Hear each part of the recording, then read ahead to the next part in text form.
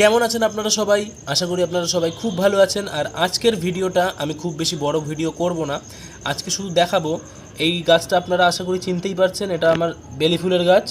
বেলি ফুলের গাছ সেই 8 ইঞ্চ টবের মধ্যে ছিল। আমি এর মধ্যে সার দিয়ে দিয়েছিলাম, আপনাদেরকে প্রমিস করেছিলাম এই গাছের মধ্যে যখন ফুল ফুটে যাবে আমি আপনাদের সামনে ভিডিও করে দেখাবো যে আমার সার প্রয়োগের ফলে আমার গাছে কীরকম রেজাল্ট আসে।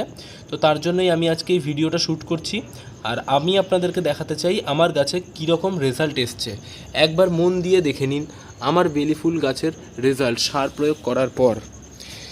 এটা হচ্ছে সার প্রয়োগ করার 4-5 দিন পরে আমার ফুল গাছের রেজাল্ট দেখুন।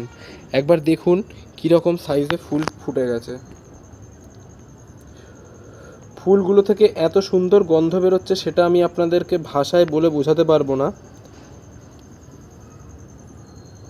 একবার ফুলের সাইজগুলো দেখুন, কত বড় বড় ফুল ফুটেছে বেলি ফুলের গাছে। আপনারাও আপনাদের গাছের মধ্যে এরকম ফুল ফোটাতে চাইলে আমার ভিডিওটা দয়া করে একবার দেখে নেবেন, তাহলে আপনারা বুঝতে পেরে যাবেন যে আপনারা বেলি ফুল গাছের যত্ন কিভাবে নেবেন। সত্যি এরকম যদি ফুল গরমকালে ছাদের মধ্যে ফুটে থাকে, এর গন্ধতে তো ছাদ একদম মোহিত হয়ে যাবেই, সাথেও মনেও একটা আলাদা শান্তি আসে। ফুলের মাথায় শুধু আপনি কড়ি দেখতে পাবেন, শুধু কড়ি, অথচ দেখুন পাতা কিন্তু খুব বেশি নেই। পাতা খুব বেশি নেই, গাছটাকে দূর থেকে দেখাচ্ছি, দেখে নিন। খুব বেশি পাতা নেই, শুধু ডালপালাই রয়েছে, কিন্তু ফুলের কড়ি একদম থোকায় থোকায় ভরে রয়েছে।